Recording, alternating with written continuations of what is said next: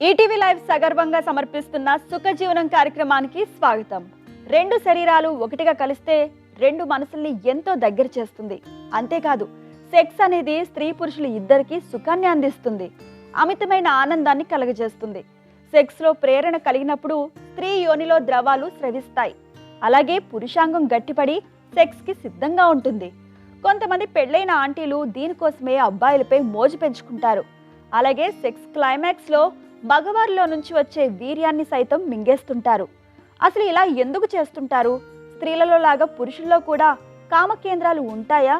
ఉంటే ఎక్కడుంటాయి? ఆంటీలకి అబ్బాయిలపై మోజు ఎందుకని? వీర్యం ఎందుకు ఉప్పగా ఉంటుంది? ఇలాంటి ఆసక్తికరమైన విషయాల్ని ఈరోజు డాక్టర్ సమరం గారిని అడిగి తెలుసుకుందాం.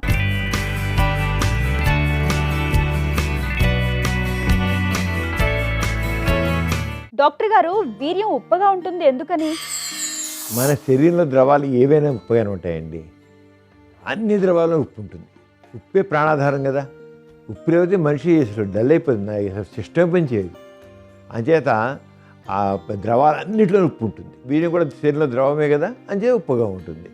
అన్నీ మీరు చివరికి బ్లడ్ తీసుకోండి, ఏది ప్రతి దాంట్లోనూ ఉప్పు ఉంటుంది. ఉప్పు లేకుండా అసలు శరీరంలో ద్రవం ఏది ఉండదు. అది వీర్యం కూడా అలా ఉంది కనుక ఉప్పుగా ఉంటుంది. డాక్టర్ గారు, సెక్స్ లో ప్రేరణ కలిగితే యోనిలో ద్రవాలు ఎక్కువ స్రవిస్తాయి. ఎందుకు ఇలా జరుగుతుంది? సాధారణంగా నిరంతరం అది యోనిలో ద్రవాలు ఊరుతూనే ఉంటాయండి. అందరికీ ఊరుతూనే ఉంటాయి. అలాగా మన నోట్లో సలైవ నిరంతరం లాలాజలం ఉంది కదా, నిరంతరం ఊరుతుంటుంది కదా లాలాజలం. నోరు బూరకపోతే నోరు ఎండిపోతుంది.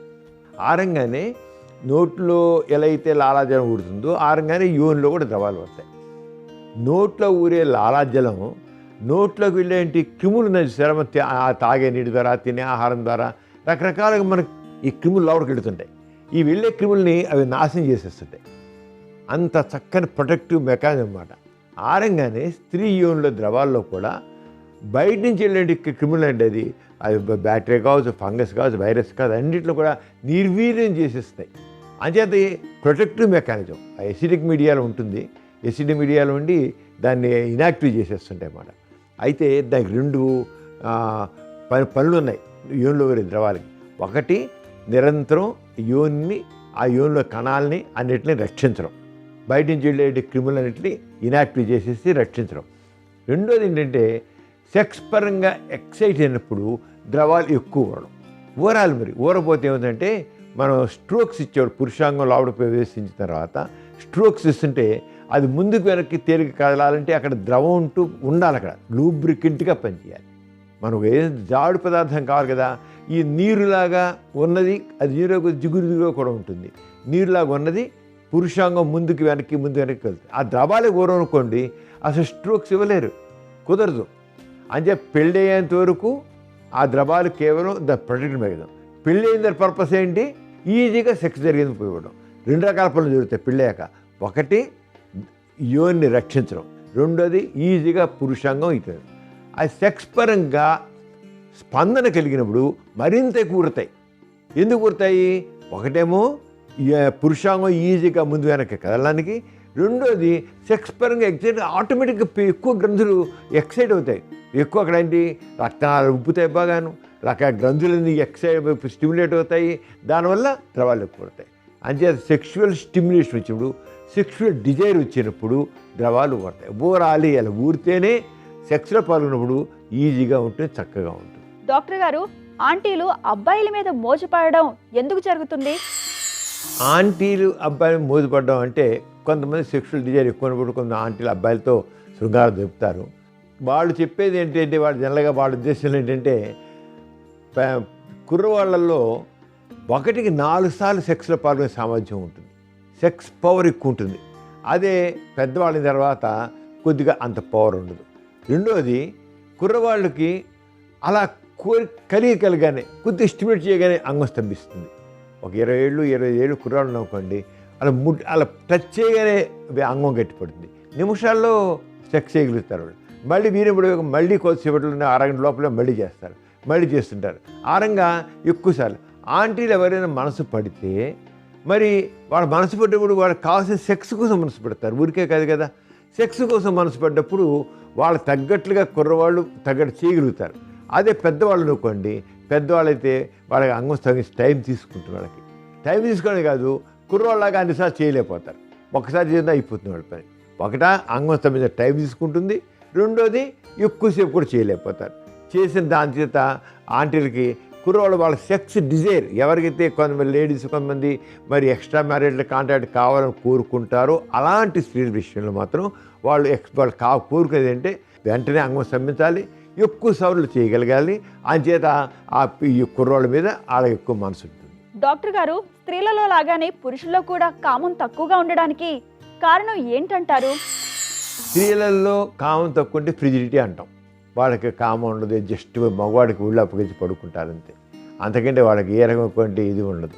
కానీ పురుషుల్లో కూడా ఉన్న కారణం అంటే ప్రధాన కారణం, పురుషుల్లో ఉన్న కారణం స్ట్రెస్. మనం ఈ రోజుల్లో చూస్తాం, అటు సాఫ్ట్వేర్ ఇంజనీర్ అనండి, మార్కెట్ ఎగ్జిక్యూటివ్స్ అనండి, రకరకాల ఉద్యోగాల్లో చాలా స్ట్రెస్ ఉంటుంది. స్ట్రెస్ ఉండే వాళ్ళకి ఆ స్ట్రెస్ వల్ల వాళ్ళకి సెక్షువల్గా ఉండే గ్లాండ్స్ సరిగ్గా పనిచేయవు. అంతేకాదు అలసట, ఫిటీగ్, మగవాడికి స్ట్రెస్ ఫ్యాక్టర్ ఉంటుంది. వాళ్ళకి పని చేసిన వాళ్ళు ఫిటీగ్ వస్తుంది. నిద్ర లేకపోవడం, నిద్ర ఉండట్లేదు వాళ్ళకి, పగలు రాత్రి కూడా పనిచేయాల్సి వస్తుంది. నిద్ర లేనప్పుడు సెక్స్ తక్కువ ఉంటుంది. అంచేత స్ట్రెస్ వల్ల, నరాల ఫిట్టింగ్ వల్ల, నిద్ర లేకపోవడం వల్ల వీటి వల్ల ఏమైపోతుంటే ఇంకా ఎప్పుడైతే మన ఈ బాడీలో కెమికల్ సరిగ్గా యాక్షన్ ఉండదు. మనం ఎప్పుడు చెబుతాం సెక్స్ అనేది రసాయనిక చర్య, రసాయనికాలన్నీ కూడా యాక్టివ్గా ఉండాలి. రసాయనికాలన్నీ యాక్టివ్గా ఉంటే మనసు ప్రశాంతంగా ఉండాలి, ఆరోగ్యం బాగుండాలి, చక్కగా నిద్ర ఉండాలని చెప్పుకుంటున్నాం. వేరే వాళ్ళు కూడా ప్రశాంతంగా మనసు పెట్టుకుని సరిగ్గా స్ట్రెస్లో ఉంటే వాళ్ళు మారుగా ఉంటారు. డాక్టర్ గారు, ఎంతకీ వీర్యస్ఖలనం కాకపోవడం ఎందుకు జరుగుతుంది? ఎంతకీ వీర్యస్ఖలనం కాకపోవడం ఏంటంటే మనసు ఎక్సైట్ కాకపోవడం అండి, క్లైమాక్స్ వెళ్ళకపోవడం. ఏదో చేస్తుంటారు, ఇప్పుడు సెక్స్లో 4 ఫేజ్ అని చెప్తాం కదా. ఒకటి డిజైర్, రెండోది ఎక్సైట్మెంట్, మూడోది ప్లాటో, నాలుగోది ఆర్గిజం అంటాం. వీళ్ళకి కొద్దిగా ఎక్సైట్మెంట్ ఫేజ్లో అయిపోతుంది, ప్లాటో ఫేజ్ కొద్దిగా అలా వింటర్ అవుతుంది. అంతే నీ క్లైమాక్స్ జరగడం ఉంటుంది. అంటే ఎంతకీ వాడు వీర్యం కాలం కాదు. అది ఒకటి ఉంటే, ఇంకోటి అంటే రిట్రోగ్రేడ్ ఇజాక్యులేషన్ పరిస్థితి ఉంది. వాడికి ఏముంటుందంటే వీర్యం బయట రావాల్సిన పోయి వీర్యం పైకి వెళ్ళిపోతుంది, యూరినరీ బ్లాడ్లోకి వెళ్ళిపోతుంది. అలా అయిపోయినప్పుడు అంగం మెత్తపడదు. రిట్రోగ్రేడ్ ఇజాక్యులేషన్లో వీర్యం బయటకు వచ్చేప్పుడే అంగం మెత్తపడుతుంది. అలా కూడా పైకి వెళ్ళిపోతే అలాగే అంగం మెయింటైన్ అవుతుంది. అంతేవరకు ఎంతకీ పడదు. ఎందుకు వీర్యం ఎక్కడ వచ్చేసింది, ఎక్కడిపోయిన యూరినరీ బ్లాడర్లోకి వెళ్ళిపోయింది, కిందకి రాదు. అంచేది ఎంతకీ వీర్యం పడ్డట్లు ఉంటుంది అన్నమాట. అంచేత వాడు ఏ పరిస్థితి రిట్రోగ్రేడ్ ఎజాక్యులేషన్ అయితే తర్వాత యూరిన్ టెస్ట్ చేసినట్టే యూరిన్లో స్పెర్మటోజోవా వీరికణా కనబడతాయి అన్నమాట. అంటే రిట్రోగ్రేడ్ ఎజాక్యులేషన్ ఉందా లేదా అనేది కూడా పరీక్ష చేసి తెలుసుకోవచ్చు. కానీ మెయిన్గా మాత్రం వాళ్ళకి క్లైమాక్స్ వెళ్ళకపోవడం, 3 క్లైమాక్స్ వెళ్ళకపోవడం. 3 క్లైమాక్స్ వెళ్ళకపోవడం ఏంటి? ఆపోజిట్ పార్ట్నర్ మీద అట్రాక్షన్ లేకపోవడం, లేకపోతే ఒక రకమైన ఇంట్రెస్ట్ లేకపోవడం, అలసిపోయి ఉండడం, వీటన్నింటి వల్ల వాళ్ళు సెక్స్ సరిగా చేయలేక సెక్స్లో అంత క్లైమాక్స్ వెళ్ళక 3 ఒక లెవెల్లో అయిపోతుంది. అవి ఎంతకు వీర్యం పడదు. డాక్టర్ గారు, పురుషుణ్ణి ప్రేరేపించడానికి కామకేంద్రాలు ఎక్కడుంటాయి?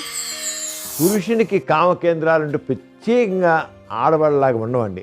స్త్రీ శరీరం అంతా కామకేంద్రాలండి. ఎక్కడ ముట్టుకుంటే అక్కడ స్త్రీ స్పందిస్తుంది, ప్రేరణ కలుగుతుంది, ఈక్వల్గా స్పందిస్తుంది.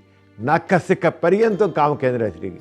పురుషునికి అంత ఇదిగా కామకేంద్రాలు ఉండవు. పురుషునికి ఏదో లిప్స్ మీద ముద్దు పెట్టుకుంటేను, బుగ్గల మీద ఉంటేను, కాస్త ఎక్కడో కొద్దిగా ఉండదు. లేదా మెయిన్గా ఉండేదంతా పురుషాంగమే.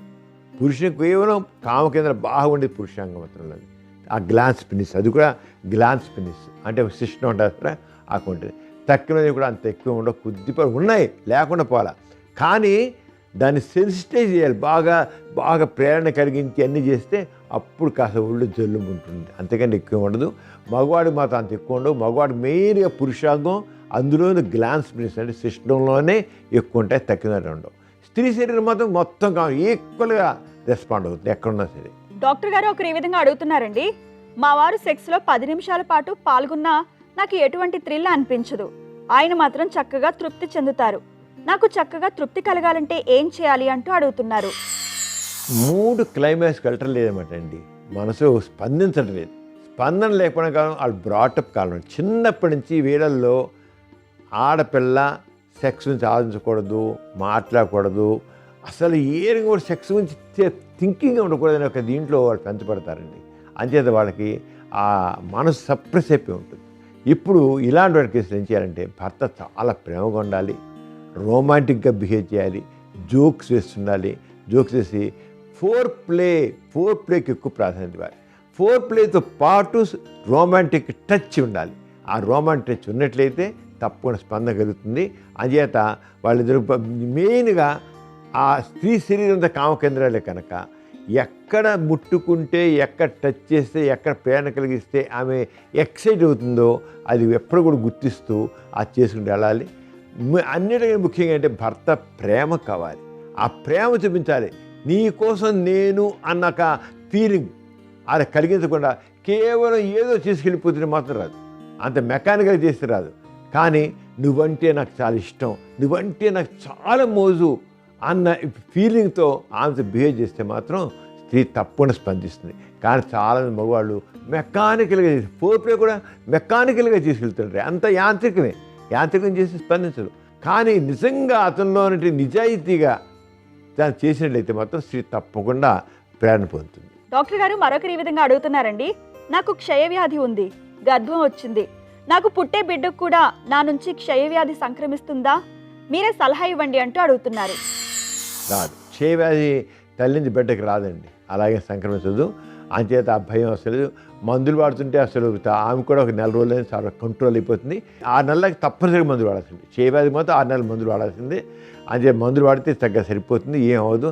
తల్లి నుంచి బిడ్డ మాత్రం క్షయవ్యాధి రాదు, అంచేత ఆ భయం అవసరం లేదు. డాక్టర్ గారు మరొకరి విధంగా అడుగుతున్నారండి. నా వయసు 45 సంవత్సరాలు, ఇంకా పెళ్లి కాలేదు. లేట్ వయసులో పెళ్లి చేసుకుంటే సెక్సువల్ లైఫ్ని ఎంజాయ్ చేయడం ఉంటుందంటారా, పరిష్కారం చెప్పండి అంటూ అడుగుతున్నారు. ఉంటుందండి, లేట్ వయసు దాకేం లేదు. ఎంత వయసు అయినా సరే 60 ఏళ్ళు నుంచి 70 ఏళ్ళు నుంచి పెళ్లి చేసినా సరే సెక్సువల్ ఎంజాయ్ చేయగలరు. కానీ ఆ మనసుకు కావాలి, మనసు పడటం కావాలి, మనసుకు ఇష్టం ఉండాలి, మనసులో కోరికలు ఉండాలి. కోరికలు ఉంటే మాత్రం తప్పకుండా ఎంజాయ్ చేస్తారు. అయితే యూత్గా ఉన్నప్పుడు ఉండేది అంత ఇదిగా లేకపోవచ్చు, కానీ సెక్స్ మాత్రం ఎంజాయ్ చేస్తారు తప్పకుండా. ప్రెషర్, ఆ సెక్షువల్ ప్రెషర్ అంటే ఏంటో మాత్రం వాళ్ళు ఎంజాయ్ చేస్తారు, తెలుస్తుంది. సెక్స్లో ప్రెషర్ అంటే మామూలుగా 20 ఏళ్ళ వాడు 30 ఏళ్ళ వాళ్ళు పొందినంత తృప్తి, థ్రిల్ అనేది రాకపోవచ్చు, కానీ వాళ్ళు కూడా సెక్స్లో ఎంజాయ్ చేస్తారు. డాక్టర్ గారు మరొకరి ఈ విధంగా అడుగుతున్నారండి.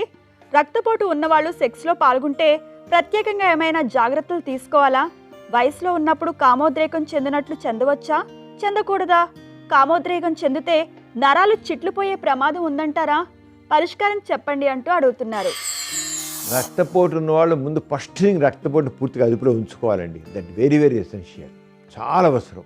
ఎందుకంటే ఎనీ టెన్షన్, ఎనీ ఎక్సైట్మెంట్ రక్తపోటు పెంచుతుంది. రక్తపోటు పెంచితే ఒక్కోసారి అది హార్ట్కి కొద్దిగా ఎఫెక్ట్ ఇవ్వచ్చు, హార్ట్ అటాక్ కూడా రావచ్చు, అది బ్రెయిన్లో కూడా ఒక్కోసారి రక్తాలు పగలవచ్చు. అంచేత హై బీపీ ఉన్నడుగు జనరల్గా మాత్రం అంత సెక్స్లో ఎక్సైట్ మంచిది కాదు. ఫస్ట్ థింగ్ ముందు వాడు చేయాల్సింటే మందులు వాడి ఆ బీపీని కంట్రోల్ చేయాల్సిందే. లేకపోతే సెక్స్లో తలనొప్పి వచ్చేస్తుందండి. బీపీ ఎక్కువ వాళ్ళతో సెక్స్లో పాల్గొంటే ఎక్సైట్ అయితే నరాలన్నీ బిగబట్టే జిమ్ అని చెప్తారు వాళ్ళు. అలాగే హార్ట్లో గుండె బిగబట్టేసిన ఫీలింగ్ వస్తుంది, అది హార్ట్ అటాక్ అని దారి చేయొచ్చు, బ్రెయిన్లో హెమరేజిక్ అనేది దారి చేయొచ్చు. అంటే రక్తపోటు ఎక్కువ ఉన్నవాడు ఫస్ట్ థింగ్ వాడు కంట్రోల్ చేయాలి. కొద్దిపాటి మైల్డ్గా హైపర్ టెన్షన్ పర్వాలేదు, కానీ మోడరేట్ టు సివియర్ ఉంటే మాత్రం వాళ్ళు తప్పని. ఎందుకంటే మామూలు వ్యక్తి కూడా, ఆరోగ్య వ్యక్తి కూడా సెక్స్లో పాల్గొన్నప్పుడు వాడు బీపీ మామూలు కంటే 40 మిల్లీమీటర్స్ 60 మిల్లీమీటర్స్ రైజ్ అవుతుంది. 140 ఉండేవాడికి 120, 140 ఉండేవాడికి 180, 200 దాకా రైజ్ అవుతుంది. టెంపరీ, అంత రైజ్ అయినా ఏమి అవ్వదు. ఎందుకు అవుతుందంటే అది పెథలాజికల్ కాదు, ఫిజియలాజికల్ అంటాం. జబ్బు సంబంధించిన రైజ్ కాదు కనుక, జబ్బు వల్ల కాదు కానీ పెరగలేదు కనుక ఏమీ అవ్వదు, రక్తాలు చిట్లిపోవడం ఉండదు. అదే బీపీ ఉన్నవాడు మనుషులు అనుకోండి, ఎథెరోస్క్లెరోసిస్ అనుకోండి, షుగర్ వాళ్ళు అనుకోండి, అక్కడ బీపీ రైజ్ అయితే రక్తాలు డ్యామేజ్ అయిపోతాయి. ఇక్కడేమో కాళ్ళు వ్యాకొచ్చిస్తాయి, మళ్ళీ ముడుచుకుంటాయి, ఎంతకాలం ముడుచుకుని చేస్తాయి. చేత మామూలు వాళ్ళకి రైజ్ అయినట్లుగానే రక్తపోటు ఉన్న వాళ్ళకి కూడా సెక్స్లో బీపీ రైజ్ అవుతుంది. మామూలు వాడికి నష్టం కలదు, రక్తపోటు నష్టం కలుగుతుంది. కనుక రక్తపోటు కరెక్ట్గా మందులు వాడి కంట్రోల్ పెట్టుకుని అప్పుడు సెక్స్ పాల్గొవాలి. డాక్టర్ గారు మరొకరి విధంగా అడుగుతున్నారండి. ఇటీవల నాకు పెళ్ళయింది, వెంటనే పిల్లలు వద్దనుకుని నిరోధ్ వాడుతున్నాము, నా అంగం ఎర్రగా మారుతుంది, నాకు నిరోధ్ పడలేదా, ఏదైనా వ్యాధి సంక్రమించిందంటారా, పరిష్కారం చెప్పండి అంటూ అడుగుతున్నారు. వ్యాధి సంబంధించిన కాదండి, కొంతమందికి నిరోధ పడదు. నిరోధలో ఒక లూబ్రికెంట్ మెటీరియల్ ఉంటుంది, ద్రవం ఉంటుంది. అంటే ఆ నిరోధ తేలిగ్గా తొలగబడడానికి, అంటే జారుడుగా తొలగడానికి ఒక లోపల ఆముదంలాగా ఒక పదార్థం ఉంటుంది. అది కొంతమందికి ఎలర్జీ అవుతుంది. కాంటాక్ట్ డర్మటైటిస్ అంటాం. కాండం అంటే అది ఒక రకమైన దురద పుట్టిస్తుంది అన్నమాట. కొందరికి ఎర్రగా కందిపోతుంది కూడాను. ఆయనకి నిరోధ వాడినోడల్లా వస్తుంటే మాత్రం కాంటాక్ట్ డర్మటైటిస్ అనుకుని ఆ వాడకుండా కరెక్ట్ పడతాయి. డాక్టర్ గారు మరొకరి ఈ విధంగా అడుగుతున్నారండి. నేను యుఎస్లో ఉంటున్నాను, సాఫ్ట్వేర్ ఇంజనీర్ని. నాకు తరచూ బీర్జాలు నొప్పి పెడుతున్నాయి. మందులు వేసుకున్నా బాధలు తగ్గడం లేదు. నాకు ఇంకా పెళ్లి కాలేదు. నాకేమైనా అవుతుందా? తగిన సలహా ఇవ్వండి అంటూ అడుగుతున్నారు.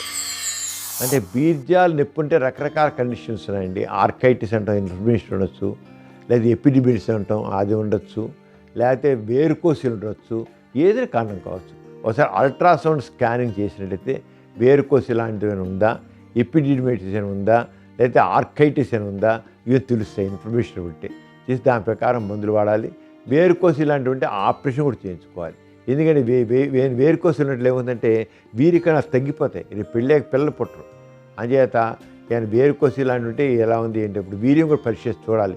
ఒకవేళ వేరుకోసిలు ఉన్నాం, వీరికన్నా తగ్గిపోవడం అనేది ఉండవలసిన దానికి తక్కువగా ఉంటే మాత్రం ఆపరేషన్ చేయించుకోవాలి. అది నొప్పి మాత్రం వీటిలో ఏదైనా కావచ్చు కారణం, దాని ప్రకారం చికిత్స పొందాలి. డాక్టర్ గారు మరొకరి విధంగా అడుగుతున్నారండి. ఇటీవల నాకు పెళ్ళయింది. నాకు పెళ్లికి ముందు మా ఆవిడ వయసు నాకంటే 1 సంవత్సరం తక్కువని విన్నాను. తీరా చూస్తే ఆమె నాకంటే 2 సంవత్సరాలు పెద్దది. ఇప్పుడు నేను చాలా గందరగోళ పరిస్థితిలో ఉన్నాను. నాకంటే ఎక్కువ వయసున్న స్త్రీని పెళ్లి చేసుకోవడం వల్ల నా ఆరోగ్యం దెబ్బతింటుందా? పిల్లలు పుడితే వాళ్ళ ఆరోగ్యం ఎలా ఉంటుంది? నేను ఇప్పుడు ఏం చేయాలి? ఆవిడతో కాపురం చేయొచ్చా, చేయకూడదా? పరిష్కారం చెప్పండి అంటూ అడుగుతున్నారు. భర్త వయసు కంటే భార్య వయసు ఎక్కువ ఉంటే ఎటువంటి నష్టం కలగదు. ఫస్ట్ తెలుసుకోవాల్సింది అది 2 ఏళ్ళే కాదు, 5 ఏళ్ళే కాదు, 10 ఏళ్ళు ఎక్కువైనా సరే ఏమవుతుంది. Nothing happen. ఇది మనకేంటంటే ఆనవాయితీగా వస్తుంది. భార్య వయసు కంటే భర్త వయసు ఎక్కువ ఉన్నది ఒక ఆనవాయితీ అంటే. కానీ ఏమవుతుంది, ఏ రకమైన నష్టం కలగదు. చాలామందికి ఎక్కువ వయసు వాళ్ళతో ఉంటారు. వాళ్ళు ఏమవుతుంది, ఎలా అవుతుంది నష్టం? ఏమవుతుంది? ఒక ఎక్కువ వయసు స్త్రీ యోన్లో ద్రవాలు అనే విషయం ఉంటుందా? ఆ వయసు ప్రకారం విషయం ఉండేది నష్టం చేయకుండా ఉంటుంది, నష్టం ఇస్తుందా? ఏం చేయదు. అంతే అది ఏమవద్దు. ఆ 2 ఏళ్ళ వయసు ఎక్కువ నాకు కొమ్ము లేదు, ఏ గొడవ పడవద్దు, ఈయన చెడగొట్టుకోవద్దు. శుభ్రంగా పుట్టే పిల్లలు కూడా ఏ రకం నష్టం కలగదు. ఈయన వయసు కంటే 5 ఏళ్ళు పెద్ద వయసు ఉన్న వాళ్ళతో పెళ్లి చేసుకుని కడుపు వచ్చినా పిల్లలు పుట్టినా ఆ పిల్లలు చాలా ఆరోగ్యంగా ఉంటారు. డాక్టర్ గారు మరొకరి విధంగా అడుగుతున్నారండి. నాకు వీర్యం పడ్డప్పుడు వీర్యంతో పాటు రక్తం కూడా పడుతోంది. ఏం చేయాలి? సలహా ఇవ్వండి అంటూ అడుగుతున్నారు. వీర్యంతో పాటు రక్తం పడుతుంది అంటే ప్రోస్టేట్లో ఇన్ఫెక్షన్ ఉండొచ్చు, లేదా శుక్రకోశాల ఇన్ఫెక్షన్ ఉండొచ్చు, ఒక్కోసారి యూరినరీ బ్లాడర్ ఇన్ఫెక్షన్ ఉండొచ్చు, ఒక్కోసారి యురిత్ర మూత్ర గ్రంథుల ఇన్ఫెక్షన్ ఉండొచ్చు. దానివల్ల రక్తం వస్తుంది. అది ఏదంటే పరీక్ష చేసి చూస్తే ఏది తెలిసిపోతుంది. ఎందుకు వస్తుంది చూసి దాని మందులు పడితే తగ్గిపోతుంది. ఇన్ఫెక్షన్కుండా చేయడానికి కొందరు రాళ్ళు ఉంటాయి, యూరినరీ రాళ్ళ వల్ల కూడా కొంత వస్తుంది. అది ఏది కారణం చూసి దాని ప్రకారం చేస్తే తగ్గిపోతుంది. ఏమవద్దు, కానీ తగిన విధంగా చికిత్స చేయాలండి. డాక్టర్ గారు మరొకరి విధంగా అడుగుతున్నారండి. నా వయసు 22 సంవత్సరాలు, ఇంకా పెళ్లి కాలేదు. నా అంగం ఒక పక్కకి వంగిపోయి ఉంటుంది. నేను పెళ్లికి పనికొస్తానా రానా? సలహా ఇవ్వండి అంటూ అడుగుతున్నారు. అంగం ఒక పక్క వంగి ఉండాలని ఎటువంటి నష్టం లేదండి. పెళ్ళికి పూర్తిగా పనికొస్తారు. అంగం పక్క ఉండొచ్చు, దానికి ఎట్లనే ఇట్లా లాగొచ్చు, ఇట్లా లాగొచ్చు, మామూలు. అది ఆ ఫైబ్రస్ టిష్యూ ఉంటుంది, ఇటుపక్క తక్కువ ఉంటే గుంజుతుంటుంది. అలాగే లిమిట్స్ ఉంటాయి, అలా కొద్ది లాగితే ఇటు లాగుతుంది. అవన్నీ మామూలు అండి. అవన్నీ జస్ట్ ఫిజియలాజికల్ చేంజెస్ అంటాం. అంటే దానివల్ల ఏమీ నష్టం లేదు. పెళ్ళికి 100% ఫిట్టే. అంగం సమిజో కూడా ఇలా ఉన్నా సరే అది కొద్దిగా జస్ట్ గైడ్ చేసి యూన్ మగలు ప్లేస్ పెట్టుకుంటే నార్మల్ అయిపోతుంది. అసలు దాని మీద ఆలోచన అనవసరం. అంగం అనుకుని 90 కరెక్ట్గా 90 degrees ఏమి ఉండదు, ఎట్టుకాలు ఎటు ఉండొచ్చు. అలా అనుకోవడం తప్పు. డాక్టర్ గారు మరొకరి ఈ విధంగా అడుగుతున్నారండి. నిన్నటి రోజున సెక్స్ని తట్టుకోలేక మెన్సెస్లో ఉన్న మా ఆవిడతో సంభోగంలో పాల్గొన్నాను. అంతా అయిపోయిన తర్వాత నాకు చాలా భయం వేసింది. ఏమైనా అవుతుందా?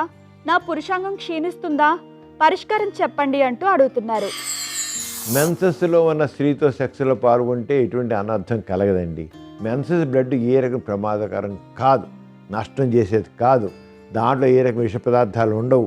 పురుషాంగానికి ఎటువంటి నష్టం కలగదు, ఏమి నష్టం కలగదు. ఏ రకం ఇన్ఫెక్షన్స్ రావు, ఏ రకం బాధలు రావు. స్త్రీకి కూడా మెన్సెస్ టైంలో సెక్స్లో పాల్గొంటే ఆమె కూడా ఏ రకం నష్టం కలగదు. ఇది మెన్సెస్ బ్లడ్ మామూలు బ్లడ్డే. మన శరీరంలో ఇప్పుడు చేయి తెగిందండి, ఇలా చేయి తెగి చేయికి రక్తం కారింది, ఇంకో చేయిలు పట్టుకుంటాం, ఈ రక్తం అయిపోతుందా?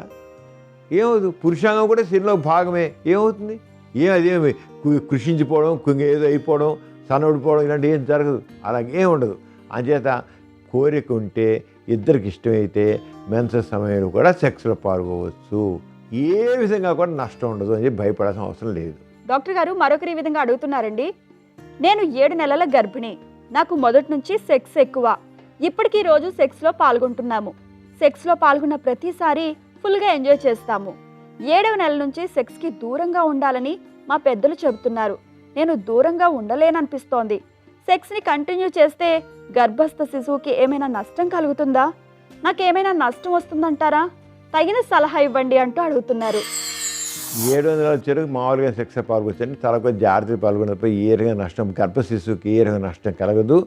మామూలుగా రేపు కానిపోతే ఇవాళ కూడా సెక్స్లో పాల్గొవచ్చు, ఏ రకంగా నష్టం లేదు. అయితే కొంతమంది స్త్రీలకి అంటే సర్వైకల్ ఇన్కాంపిటెన్స్ అని ఉంటుంది. అలాంటి కానీ పరిస్థితుల్లో డాక్టర్ చెప్తారు పొద్దు కాదు ఎలా ఉమెన్స్ నుంచి బయటకు వచ్చేట్లుంది, దాని నష్టం కదని లేనప్పుడు మామూలుగా నిరభ్యంతరంగా సెక్స్లో పాల్గొవచ్చు. ఇది ఇవాల్టి సుఖజీవనం కార్యక్రమం. మరో చక్కని అంశంతో మళ్ళీ కలుసుకుందాం. అంతవరకు సెలవు. నమస్కారం.